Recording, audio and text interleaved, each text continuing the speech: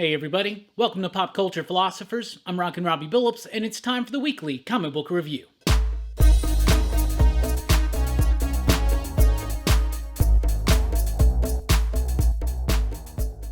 That's right, everybody. Thanks for checking out the video. I am Rockin' Robbie Billups. This is the weekly comic book review. It's the show I read a lot of comic books, and I let you know what I thought about them. And we always start with the pick of the week. This week's pick of the week, The Silver Coin, number 5, from Image Comics, from writer-illustrator Michael Walsh. So, The Silver Coin has been an anthology series of sorts. It has the same artist on each issue, Michael Walsh, but there's a different writer on each issue, right? That has led, in my personal experience, to some inconsistencies in this book. I loved issues 1 and 2, wasn't so down on issues 3 and 4, but I'm sold back in with issue number 5. Now, this one's actually written by Michael Walsh himself, who is the artist tying everything together. And all these stories, they revolve around the silver coin, right? And when it comes into somebody's life, no matter what time or place, it brings devastation, almost like it's cursed, right? We'll find out the true origin of the silver coin here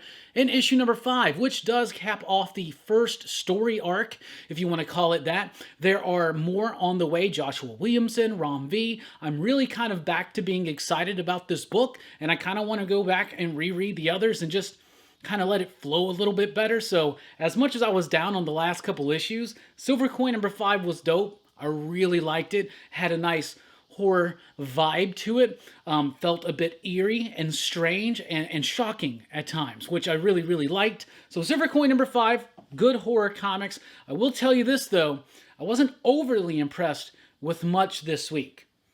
That being said, let's jump over to DC. We have Batman 89, number 1. This, of course, is going to be picking up and continuing the Batman story after the Batman 1989 Tim Burton movie with Michael Keaton, Jack Nicholson, and whatnot, right? So Joker's dead. There's this, Joker gang running around out there. It deals a lot with Harvey Dent, the Billy D. Williams version of Harvey Dent.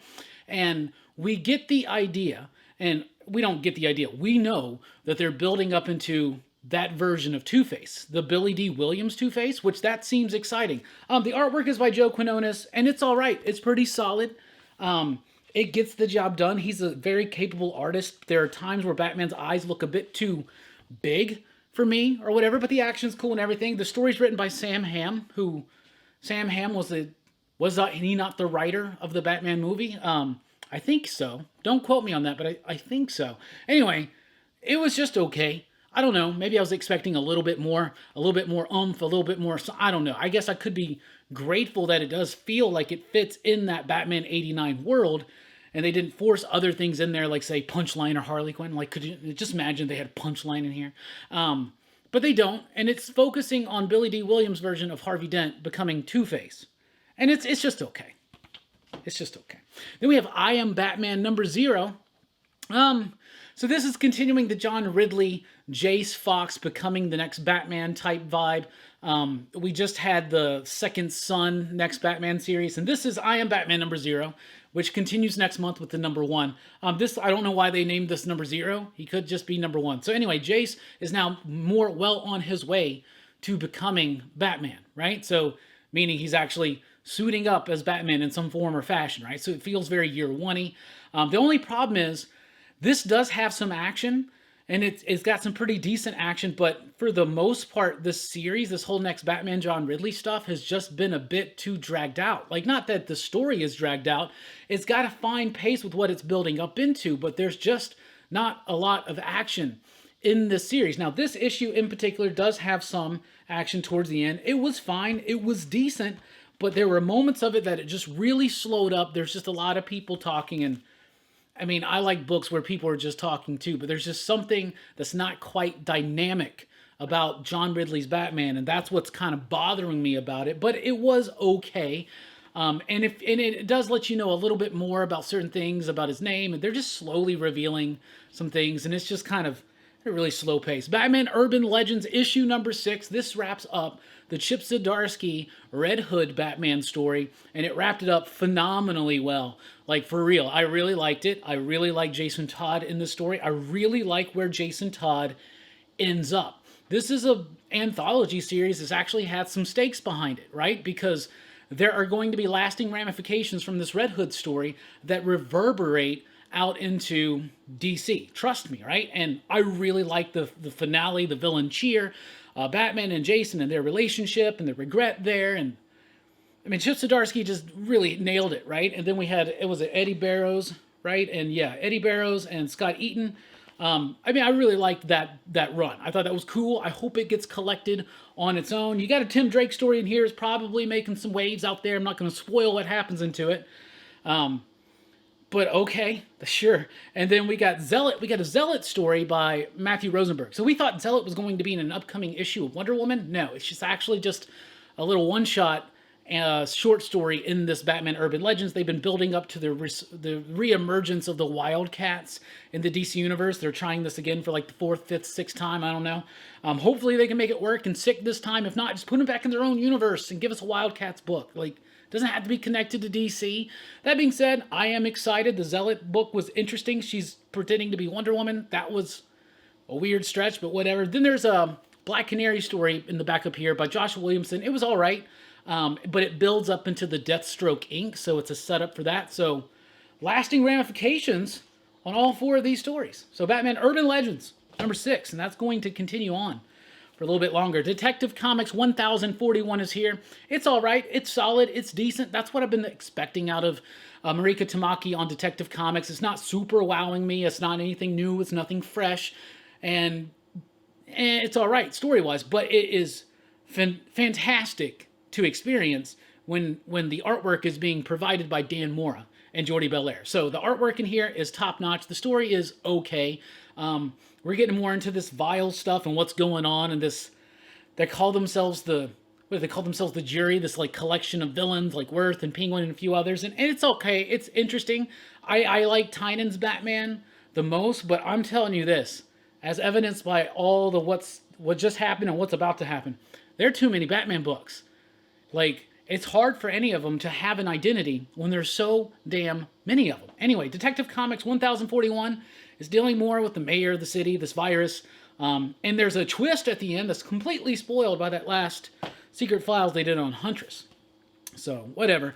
The Joker is here with issue number 6. This was a pretty solid issue, a bit of a slow down issue, but it is kicking up the next arc. We now know that James Tynion will be leaving this series at issue 14, 15 something. It's going to be next April. So he's definitely got a plan that he's building up into, so I'm excited to see it come to fruition. That being said, this one was just a little bit of a laggy, slower issue. A lot of Gordon narration, a lot of more, you know, tidbits about his past that maybe are important or maybe are not, some conversations here and there, and decent stuff, decent detective stuff, but it did kind of lose that feel and tone that I was used to in issues 1 through 4. We do have March back on the artwork, but then at the end, it kind of brought itself back together again, and I have completely stopped reading the Punchline story. Future State Gotham is here with issue number 4. I remember liking issues 1 and 2. This is dealing with still the future state era of Gotham and its version of the Magistrate and everything. And it's been mostly about Red Hood becoming a peacemaker, and he's actually undercover for Batman, but the family doesn't know it. This issue just goes right into a Harley story. So it's Harley versus Punchline, round whatever, you know, a few 100,000 or something for the future state. And it was actually cool. The artist, it was a guest artist, but I really liked it. It's got this manga influence and vibe. Nicola Zamusia, but I really liked it. I really like the energy and the flow in this book. It's black and white, so it keeps it at a decent price. It does have a backup story, but it's got some cool bits in it. It's got some cool ideas, and it's got really cool, kinetic, manga-influenced artwork. I thought that was probably the best issue of that series yet, to be honest, and it's just kind of like a filler of what's been going on. I don't know. Batman The Adventures Continue, Season 2, Issue number 3.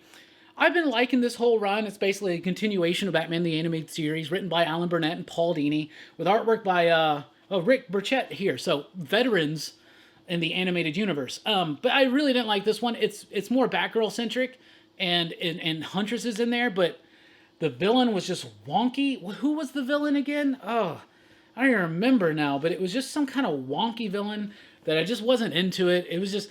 you know, as much as I love Batman the Animated Series, there are episodes that when they come back on, you're like, oh, this one again.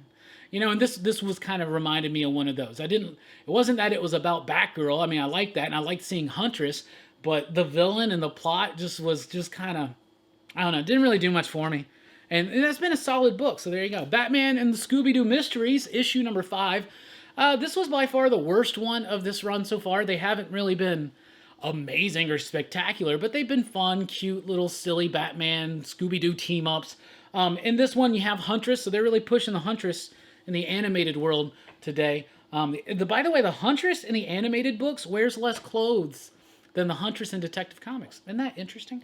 That being said, this is like Ra's al Ghul and Bane are involved as well in Huntress. And it's all right. Talia's in there a little bit. It's all right. It's all right. I'm still having fun reading that stuff. Justice League Last Ride is here with issue number 4. Bruh. This book was awesome. If you thought last issue was too slow, the campfire stories and everything like that, well, it's about to explode here. They show more of that final battle with Darkseid and what exactly happened to Martian Manhunter to cause him to get got, and why is it Batman's fault? You find out it's dramatic, it's big, it's explosive, it's boisterous, and it's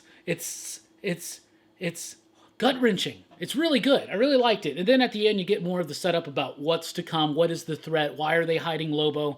I'm liking it. It's just like an Elseworlds type story. There were rumors that it was connected to the Earth Omega. That's really probably not true anymore because they kind of are really focusing on Earth Omega and Infinite Frontier. So ultimately, this just may be just another world or whatever, but still, pretty solid book. I'm liking it. Chip Zdarsky. Infinite Frontier number 4, loving this one. JSA fans in particular are going to like this. Crisis fans are going to like this. Yeah, we just got off of another Crisis with Death Metal, and now we're gearing up, building up into the next one. From what I'm hearing, this is going to be like the first of 3 miniseries that lead into whatever the plan is. But you're using the bits that I appreciate, like Psycho Pirate manipulating Flash. Lots of cool Darkseid stuff, multiversal stuff, the House of Heroes. But then you're also doing things to kind of bring people in. It's interesting, you know, every time they use Thomas Wayne Flashpoint Batman, and he's back, yes, yet again. Every time they use that character, I'm like, why? Like, that was cool for Flashpoint. Let Flashpoint be special by having that, right? Because they haven't really used the character well since. I mean, let's be honest, right? But here, he's teaming up with Earth 23 Superman, which is one of my favorite multiversal iterations of Superman. And their team is really cool. The way they talk to each other, the differences they have from the Earth Zero counterparts that we know and love, and how that relates to a different dynamic between the world's finest. I like this. Like it. I like it a lot. Roy Harper fans, JSA fans, if you like Infinity Inc., this is a book for you. Trust me. If you don't know who Infinity Inc. is, that's that group that you're like, who are they? That's Infinity Inc. Don't worry about it. Infinite Frontier number 4. I'm loving it. I'm really liking the book. It's giving me those like vibes like 52 and Countdown to Final Crisis, like in the early days where we thought Countdown was going to be good before it turned to shit. So anyway, Wonder Woman 777 is here. So I thought that this Afterworld story was wrapping up, but it turns out no. She's on an alternate Earth. There's multiversity stuff going on all over DC. And I like that. So Wonder Woman shows up on Earth 11, which is the Earth where all the Justice League are like gender swapped. So it's like Aquawoman and Batwoman, Superwoman, and Wonder Man. And Wonder Man's crazy. And Wonder Woman has to fight Wonder Man in this one. It's all right. The art's cool. It's Lupacchino. Clune and Conrad, they're just really milking this damn story. They spend so long in Valhalla. It unevenly, to me, anchored this entire story. So now it feels like, even though these are shorter stories, like single-issue, self-contained stories, it feels, because the first part of this Afterworld story was so weighty and chunky with that Valhalla stuff, these just feel rushed and elongated. I don't know. Wonder Woman 777. 777, yeah. I'm on the fence now with that one. Challenge of the Super Sons, issue number 5. Still loving this book. Fun. Jonathan Kent, Damian Wayne, stories from like just a few years ago that when Peter Tomasi was involved, right? So there's this thing called the Doom Scroll, and they're out there and they're trying to save the Justice League who are appearing on the Doom Scroll, because there's all kinds of timey-wimey stuff. Like, the second part of this story is where they're back in the past, and I keep getting lost about what's actually going on there. But the main gist of the story, where they're trying to save Justice League members, is dope. And this one, they focus on Aquaman. So you get some really nice artwork for Aquaman.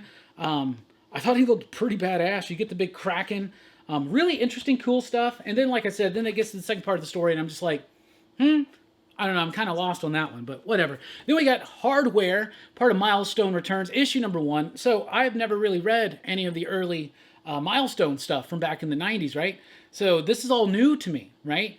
And I think Static's okay. I kind of rock it. I can kind of get behind, but Hardware was one I was really interested in with seeing that character just throughout my life, and then seeing him in the Milestones Return Infinite Edition one-shot or whatever that was.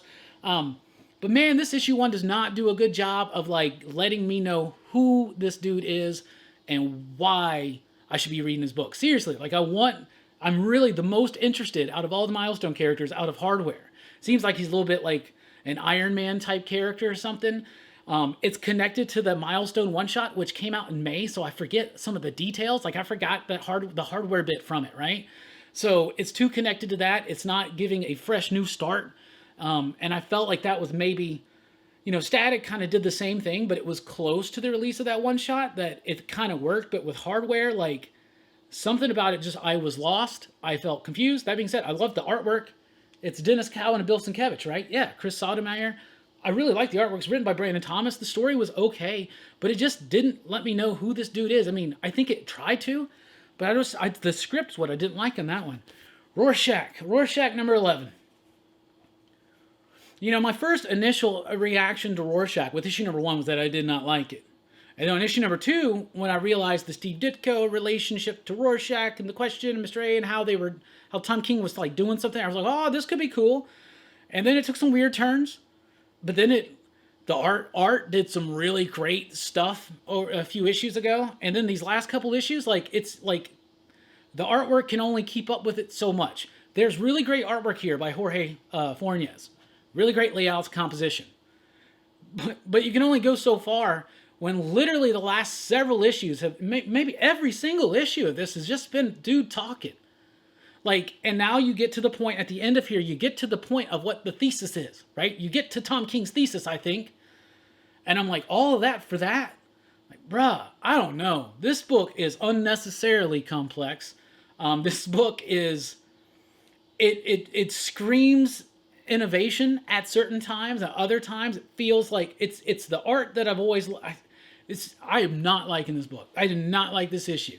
This explains a whole bunch more. This is all we've been doing for the last several issues, was explaining.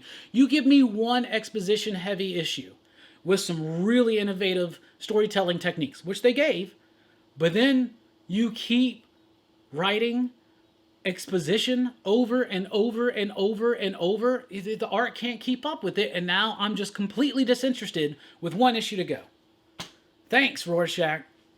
Anyway, we're about to jump over to Marvel, where we have Defenders number 1, a new Defenders number 1, but it's just a mini-series. It's written by Al Ewing. It's got artwork by Javier Rodriguez and Alvaro Lopez on the coloring.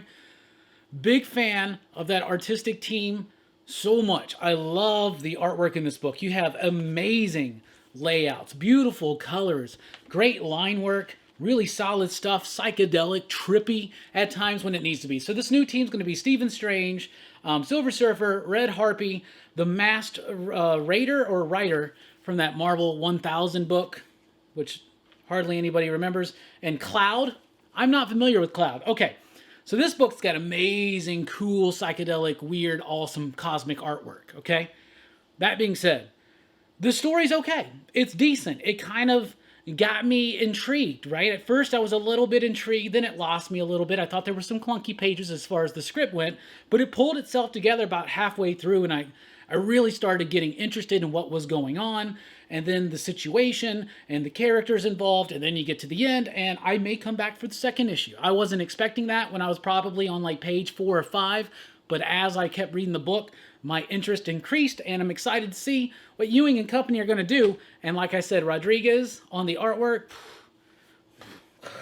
Avengers Tech on Avengers number 1. So this is, I guess, like a follow-up to the Mech Strike. It's not in the same world, I don't think, but it's just kind of going along with the same idea. So what this book is it's an alternate reality take on the Avengers where Thanos like destroys, or not Thanos, oh yeah, Red Skull. Red Skull shows up. He's got a little bit of infinity power.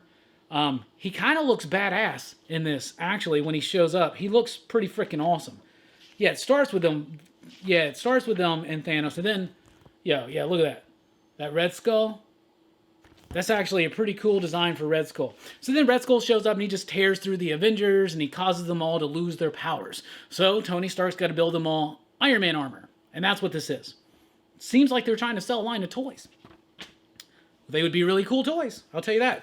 Daredevil number 33 is here, and I have been kind of off-put by this book for a few issues, but I like this issue. Number one, it didn't deal too heavy on the stuff going on in the prison, and the stuff going on in the prison has really escalated, so it just uses that just enough.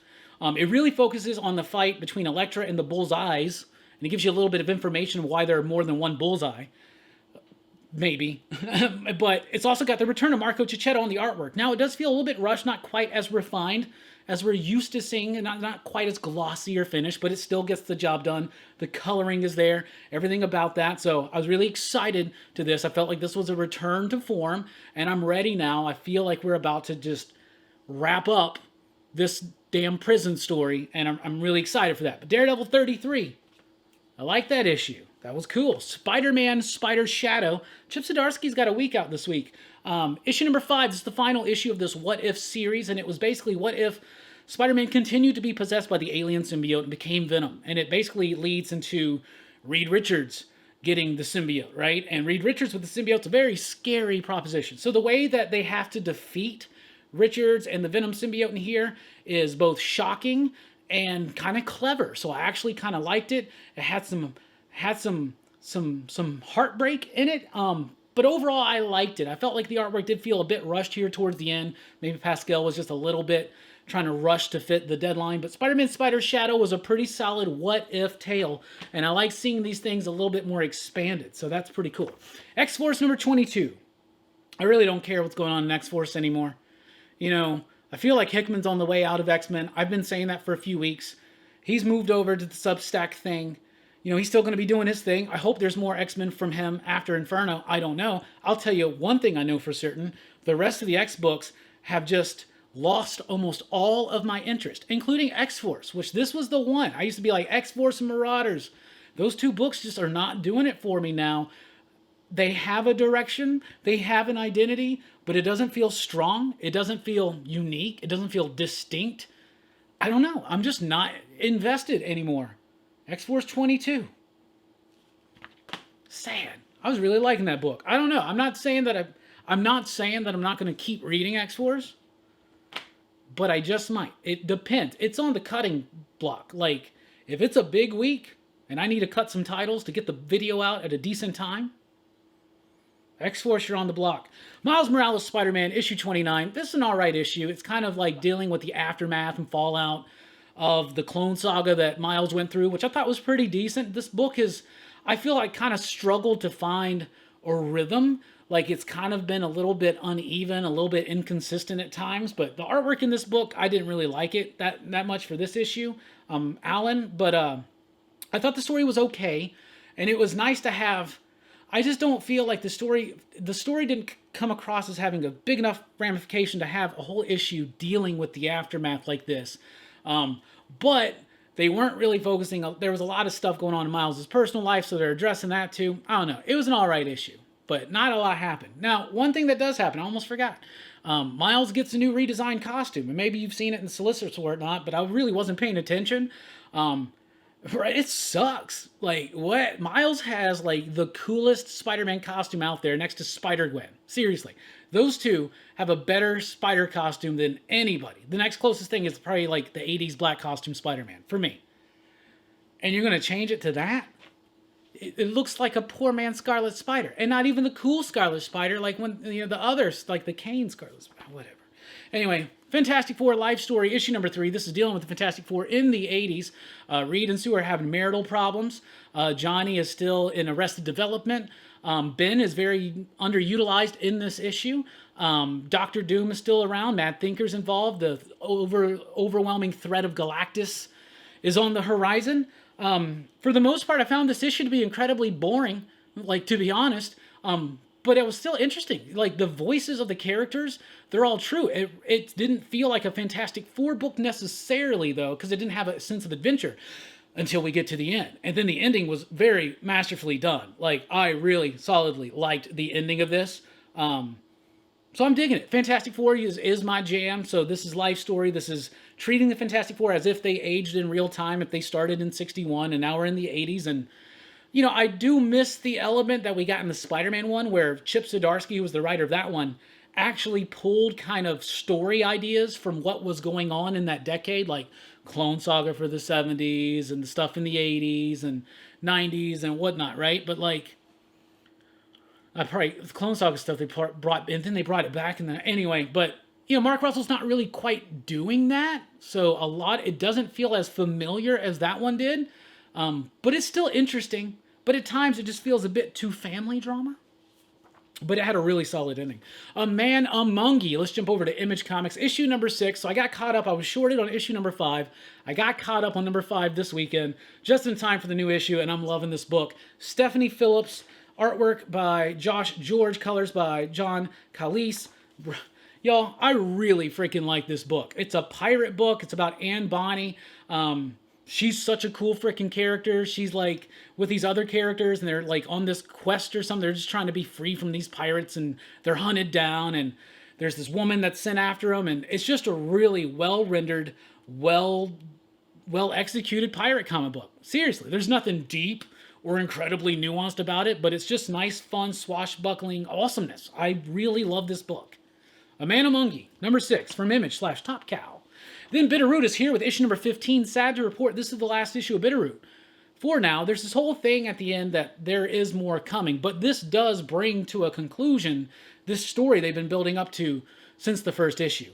I was unaware, so I was kind of like, man, things are really happening fast here. So that was my only problem with this, is that it does kind of rush to the end, and they do some time jumps here and there to kind of like, I feel like force fit a bunch of stuff in, and there's a lot of exposition to kind of get the theme of everything out. So that being said, this has been a really solid book. Sanford Green is one of my favorite artists. I love the way he draws. So the book is good. It's soon to be a TV series or something. And there will be more on the way. But issue 15 is the last for now. And I just thought it was a bit more of it was a rushed feeling ending for me to kind of bring the culmination so much. So it's time to sit down, read all the way through, and see how it feels. 6 Sidekicks of Trigger. Keaton is here with issue number 3. I'm loving this book. It's just fun. It's silly. It's about this actor who's just a complete douchebag, right? And in all of these TV shows, he was always in these TV shows that would get canceled, and then he'd go to the next one. But he was kind of famous, right? So in each of these shows, he has a sidekick, a kid sidekick. Now, years later, and he's a douchebag. He treats them all like dirt, right? Puts cigarettes out on them, calls them names, punches them, kicks them, like terrible, terrible type stuff, right? So now years later, he dies, and nobody seems to care. They think it's a suicide, but it's actually a murder, and the only people that know it are the 6 sidekicks of Trigger Keaton, who don't really necessarily like the guy, but for some reason they band together to figure out the mystery. And so far, there hasn't been a lot of figuring out. It's just been a lot of focusing on each of the characters and introducing new characters. This one introduces a new character. She was the most recent, I think, or one of the most recent of his sidekicks, and it's wild, and it's fun, and it's silly, and it's got very stylized, cartoonish type art, but I love it. It fits the tone of the story. This book has been fun all the way through. Mamo, number 2, is here from Boombox. I really was impressed by the first issue, and then when it was time to read the second issue, I was like, I don't really remember much. But as I started reading, it all started coming back. I really like this book because I feel like it has a nice flow. The artwork is really cool. It's kind of got this nice loose, it's, what's the opposite of dense and compressed? Free and loose and sparse kind of thing, but it really hits all of the beats perfectly, like as far as the panel placement and composition, as far as the lettering and how many words are on the page. It has a nice flow. It's extra size. It's $5, but it's a lot of pages, a lot of beautiful art. It's a fantasy story. It's about this woman or this young lady whose mother is sick, and so she goes to the town witch to try to get a remedy to help her, and she finds out that it's because there's this witch's bones like buried all over the place in the town. It's causing this like curse on it or something. So thus we get the idea where the quest is going. We're getting more into the characters. This one didn't wow me as much as the first issue, but I still really appreciated the art and the way that they told the story. It had a really nice pace and flow all the way throughout. Mamo, number 2. Eve, number 4, is here from Boom. I think there's like 1 or 2 more issues. I don't know how long this one's going, but the last issue kind of waned my interest just a little bit, but it brought it right back here with issue number 4. There's a big twist in this story now. The story is about this young girl who wakes up having lived in a simulation, like this happy, child rearing experience, this happy childhood, but it was all just, she was in a mechanical cloud, like in a digital landscape, right? A digispace or whatever, right? And actually the world has ended, and it's on her to find this vault with all these seeds to help repopulate the earth with like vegetation and life and things like that, right? But it turns out this isn't the first time that this experiment has happened. So I don't want to spoil it, but they really get into a lot of explanation about some different levels and layers of things that are actually going on behind the series, and thus opening up the intrigue and the mystery, and I absolutely loved it. Eve, number 4. Super sold me. Mighty Morphin, number 10. I was just having a chat with Jay Strick today about how Mighty Morphin feels like it's been kind of hampering on this same story forever and ever. This empirical stuff's been going on for over 20 issues when you think about all the books, right? Okay. That being said, I really like this issue because it's telling the secret origin. We've already got a little bit of the origin of Zordon, but now we're getting the secret origin of Lord Zed. And they have some red herrings in this book. And then when you get to the end and you realize which character becomes Lord Zed, that was pretty dope. I thought that was awesome. Mighty Morphin number 10. Expanding the lore and mythology of Power Rangers. From Dynamite, we have Kiss, Phantom Obsession number 1. It's been a long time since I've read a Kiss book, so I decided to crack this one open. It's written by Ian Eddington with artwork by Sealor. The artwork's pretty decent. It's nothing to write home about. It's okay. But the story was really cool. I actually really liked it. So it's about Kiss. They get hired by like one of the world's richest men to come to his private place to like put on a concert for his employees, right? But in actuality, he's trapping them there for mystical purposes, and there's a giant kaiju for some reason. A lot unexplained, but I really just like the characterization of the band. Like, they feel like they're just the band, and they're like, yo, what are we doing? This is some crazy stuff. I guess we're just gonna play, Gene. Like, it's so freaking fun. I've read stuff before, like Psycho Circus, and they're always silly, but Kiss comics have been a staple of the industry for a while, so it was nice to crack one open, and I really like that photo cover. I think I'm going to buy this and hang it up for Christmas time. Anyway, Red Sonja, Black, White, and Red, issue number 2. Loved this issue, just like I did the first. Got some banging talent on here. So you got a story by David Walker and Will Robson, and that was a pretty solid, decent story. Then you got a story by Jeff Parker and Natalie Noragat that had like this really like almost cutesy type artwork, but the story itself was not. So that was a nice juxtaposition there. But the opening story is by John Boy Myers, and y'all, that story was awesome. The artwork in that was so freaking fire. It was dynamic. It literally shocked me. My fingers were like off the page. Best use of the format in the book. So really solid work in here. There's the more cartoony one. So I really like it. 3 different stories, 3 different visions, but really solid. Great anthology. Better than some of the other color-themed anthologies we've been getting. Betty Page, Curse of the Banshee, issue number 3. Over the weekend, I got caught up on Betty Page, Curse of the Banshee. I don't think I've ever read a Betty Page comic. I may have read the very first issue, but I don't remember if I did. So I decided to check it out, and I actually rather enjoyed issues number 1 and 2, so I picked up issue number 3, which comes out this week. This book I like because it's nothing that's going to like blow you away. It's not like super innovative or anything, but it's just a really fun story. So they give me vibes of like 40s Universal films, like horror films, especially like the Abbott and Costello stuff. Abbott and Costello Meet the Mummy, Abbott and Costello Meet Frankenstein.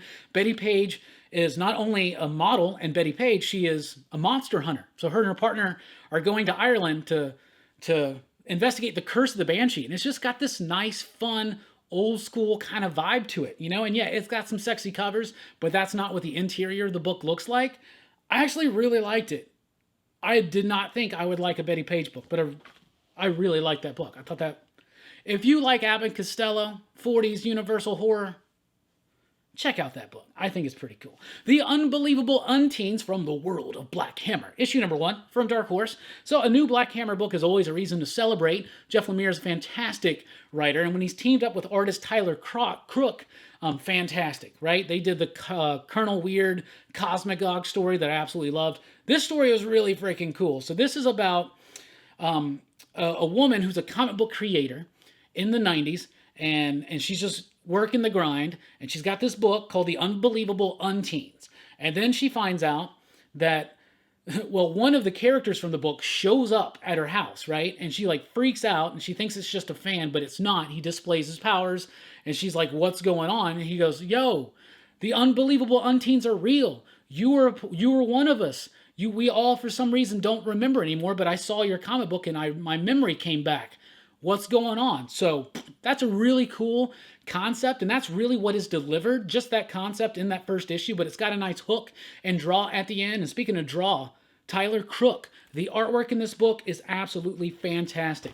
It's got this beautiful painted type style that provides a lot of texture and a lot of depth to what could be considered very simple and rounded artwork, but I absolutely love it. I have loved his work, the comic book pages work too, and it's got a little bit, it feels a little bit like a tribute to Doom Patrol, especially Doom Patrol in the 90s, so I really, really like that. The Unbelievable Unteens, #1, that was a super solid book.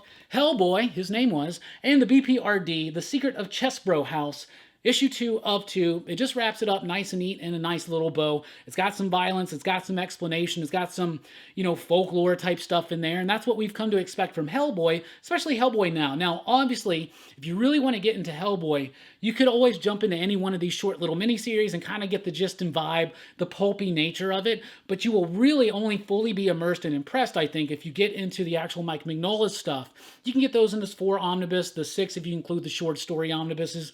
Those are really nice, cheap paperback things to get.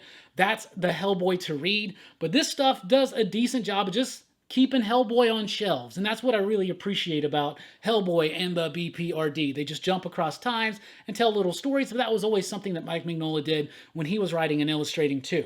That being said, because these books nowadays don't have Mike Mignola's sole creatorship, like he's got co-writers, he's got new artists, it just doesn't, they don't always have that flow. This book is called Campisi? I don't know. So it's basically a story about a town. I don't know if it's Jersey or New York, something. It's just your typical gangster type thing, right? So like a town ruled by the mafia in a world in which dragons exist, but they live like out west or in Europe or something. And so this is just like your typical story about these people like, taking advantage of this neighborhood for protection fees and stuff like that. And there's this dude who's like, he works for them, but he also like cares about the neighborhood. And he always tries to do the right thing, even though he works for the mob. And then this dragon shows up, and then the dragon's like, yo, this dude's the last descendant of somebody who killed my people, so I'm here to tear ass through the city until you give him up. That's basically the book. It was okay. The artwork felt a bit sloppy. The story at times felt okay, but also at times it was just decent. I mean, it was all right. I don't know. The Dragon Incident is what it's called. I thought it was just okay. Bunny Mask #3. Love the artwork, Andrea Muti, but 3 issues in, I'm still so lost. I feel like this book is so unfocused and unclear. I don't know what's going on. I know people love this book, so maybe when it's all said and done, I'll pick up the trade and read it and see what it's all about. But 3 issues in, and I'm just not vibing on this book. So this was the last one for me, but I know a lot of people like it. If you like it, I'm happy. Maybe you can tell me what it's about. I'm so freaking confused. Maybe we're supposed to be confused, but I really feel like the book is incoherent to me. Like I don't even know what's going on at any point. Anyway, Blacksmith #2 is here. This one is from Eric Palicki, the cover by Leon Kangas, but Wendell Cavalcanti on the artwork. I really like this book. So it's a black and white comic book. It's about a private investigator. She's a werewolf. Her partner, he's a djinn, like a genie, right? And they go on these investigations. And right now they're doing this they're asked to do an investigation about these 30 missing bullets that were made from the 30 pieces of silver that Judas received for betraying Christ or something like that. But it's got a lot of other references to supernatural and paranormal things and monsters, lots of Clash references. We've had Eric Palicki on the show when he was talking about this book. It's a really cool book. I really like it. It's one of the best things that I've read from him. And it's really interesting and it's really cool. And even though it's black and white, it's got this nice noirish feel without escaping into the tropes of using heavy shadow and things like that. And as much as I love that stuff, it's nice to see just a stark black and white comic book that feels very 80s, 90s indie, and has also just got great characters, a great concept, and a really solidly paced story. That's Blacksmith. That was really, really cool. Then we got Fight Girls #2 from AWA and Frank Cho. This is Frank Cho doing what Frank Cho wants to do. Drawing big lizards, big monsters, scantily clad women running around kicking ass. That's what he's doing. It's basically this competition. These, like, I think it started with 10 women. They have to go through these challenges, and in each challenge, there's death. There's mayhem, right? But I like the book. It's fun. It's not trying too hard to be anything. It's a little bit...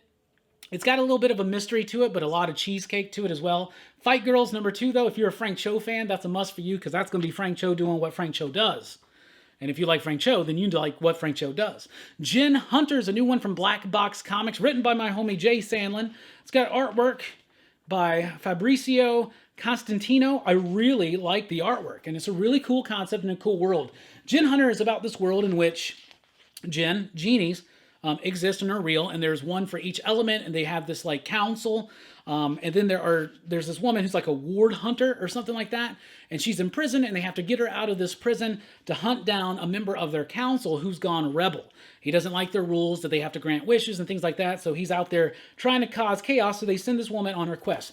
The book is colorful. I like the line work. It feels bright. It feels like it's got a lot of established lore. It spends a lot of time building that up in the first half of the book until the action kicks in the second half. Maybe I would have started with an action scene and then clicked back or clicked ahead, like showed what she was doing, why she is so badass, because we haven't really seen it yet until we get towards the end. So that, structure-wise, I thought was a bit iffy, but overall, I thought it was a cool concept and pretty nicely executed. Jin Hunter #1 from Black Box. Then we have Kanto 3, Lionhearted #2.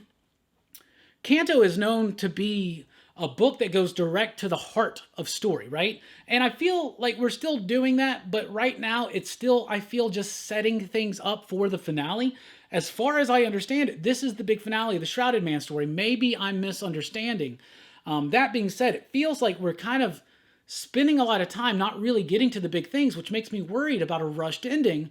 But that being said, Kanto has not disappointed me yet. So I didn't like this issue or the last issue. So far, I haven't liked Kanto 3 near as much as the first 2 issues of each previous series.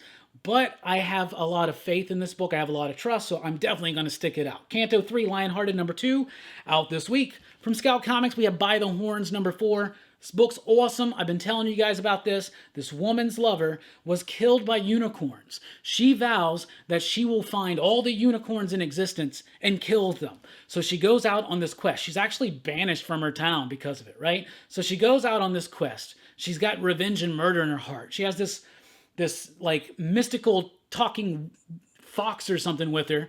She's got this, she winds up teaming up with these people, finds out about this like horrible like oppression by this wizard, and decides, you know, they're morally obligated to help. She winds up teaming up with this giant eyeball, which is just a hilarious character, and 2 unicorns. So now she has to team up with those she has sought out to kill. This book is wild.